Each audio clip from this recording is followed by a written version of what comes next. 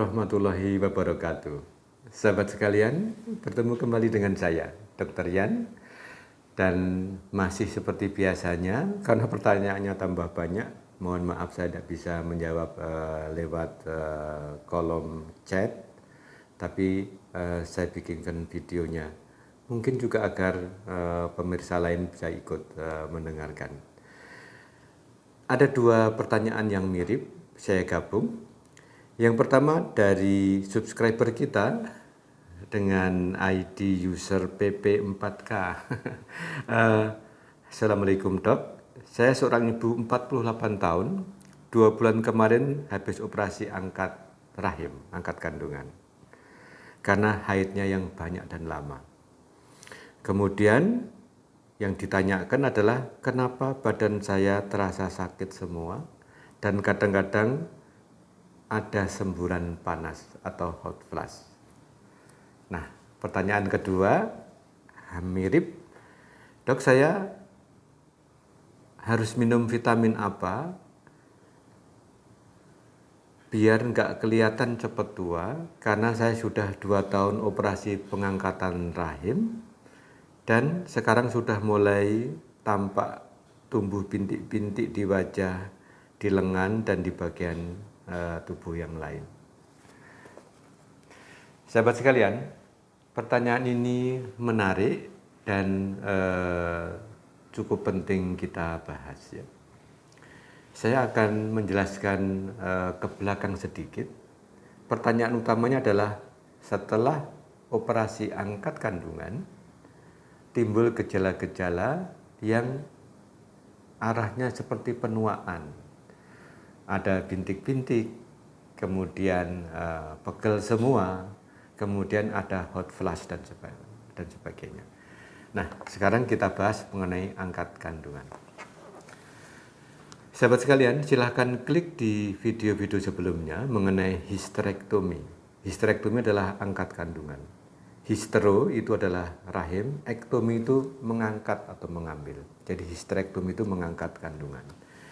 Nanti saya tampilkan diagramnya bahwa ketika mengangkat kandungan, sebenarnya yang aslinya adalah hanya diangkat kandungannya, rahimnya atau uterusnya, tempat membuat darah haid, tempat tumbuh kembangnya janin dan sebagainya. Tidak terkait apakah diangkat tidak indung telurnya. Ini saya jelaskan karena penting. Kenapa? Ketika dilakukan operasi angkat kandungan, tapi tidak diangkat indung telurnya, maka sebenarnya tidak akan timbul gejala-gejala yang mengarah ke menopause. Jadi pada kedua sahabat kita tadi, timbulnya gejala menopause setelah diangkat kandungan, padahal baru berusia 48 tahun dan 38 tahun, bisa disimpulkan bahwa kedua indung telurnya diangkat. Nanti saya tampilkan gambar bahwa sebenarnya yang menimbulkan gejala menopause itu akibat kurangnya hormon wanita, terutama namanya estrogen, yang diproduksi oleh kedua indung telur kanan kiri. Jadi walaupun rahim itu diangkat, berarti seseorang tidak bisa menstruasi, tapi kalau indung telur tadi masih disisakan, maka indung telur ini masih bisa memproduksi hormon dan hormon tersebut diserap oleh tubuh. Sehingga efeknya masih seperti orang biasa. Jadi walaupun tidak haid, tapi badannya tidak menopause. Nah, sekarang kita bahas hal yang kedua. Tadi ditanyakan bahwa kok saya jadi cepat menua ya. Nah, itulah gejala-gejala dari premenopause atau gejala menopause. Yang pertama adalah efek di kulit. Tadi timbul bintik-bintik, mungkin maaf kayak keriput, tidak kenceng lagi, tidak fresh lagi. Karena memang rendahnya hormon estrogen mengakibatkan elastisitas dari kulit menjadi berkurang. Dan timbul gejala-gejala yang lain. Yang kedua adalah terasa pegel-pegel dan hot flash. Ini juga gejala dari sindroma menopause. Nah, biasanya yang lain lagi adalah kalau diperiksa timbul osteoporosis, timbul pengeroposan tulang. Karena dengan rendahnya hormon estrogen, maka penyerapan mineral kalsium di usus itu jadi menurun, sehingga jadi keropos. Jadi kadang-kadang pada pasien wanita sudah tua, jatuh sedikit kok terjadi patah tulangnya. Karena sebenarnya mekanismenya adalah karena tulangnya tidak padat lagi. Kemudian gejala yang lain, ini yang sering membawa seorang pasien ke dokter adalah, saya sekarang kok vaginanya kering ya, gitu. Maaf kalau berhubungan jadi perih. Itu juga gejala karena rendahnya hormon. Kemudian yang lain adalah, saya kok sekarang sering anyang-anyangan, gitu. Sudah periksa ke dokter di mana-mana, nggak sembuh, infeksinya nggak ada, ternyata karena rendahnya hormon. Karena dengan rendahnya hormon estrogen, lapisan dinding vagina, dinding kandung kencing itu menjadi lebih rentan.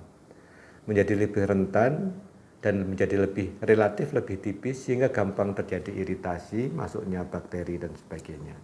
Sehingga gejala-gejala itu termasuk dari gejala-gejala pre atau pasca menopause. Yang lain lagi adalah libido atau gairah seksualnya biasanya juga menurun. Kemudian hal lain lagi rendahnya estrogen yang tidak baik adalah pembuluh darah pada seorang wanita relatif lebih kaku, sehingga gampang terjadi hipertensi. Kita lihat banyak hal yang bisa terjadi ketika seseorang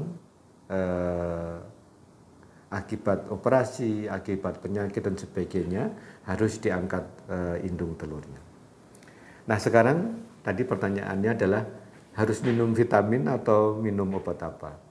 Nah jawabannya adalah harus dilakukan pemberian obat terapi sulih hormon, TSH, atau dalam bahasa Inggrisnya adalah HRT, Hormone Replacement Therapy. Jadi karena sudah tidak ada sumber hormonnya, maka diberikan obat terapi sulih hormon.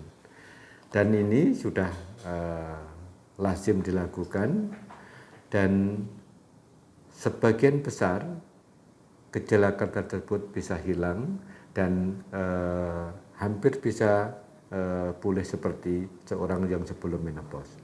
Cuma satu hal yang penting adalah bahwa terapi sulih hormon itu harus hati-hati, karena tidak bisa hanya mengandung satu hormon saja, estrogen, tapi juga harus mengandung hormon pasangannya, progesteron. Jadi istilah kami itu E dan P, estrogen dan progesteron. Karena kalau tidak diberikan dengan tepat, hanya estrogen aja bisa menjadi risiko tumbuhnya tumor atau keganasan di tempat lain. Jadi memang harus konsultasi dengan dokter yang ahli di bidangnya, sehingga bisa diberikan terapi sulih hormon yang sesuai dan aman. Jadi demikian sahabat, semoga deskripsi singkat ini memberikan manfaat. Silakan ajukan pertanyaan lagi kalau ada yang ingin dijelaskan. Demikian, take care, stay healthy, see you tomorrow. Mari dukung channel ini dengan memberikan like, share, comment, and subscribe.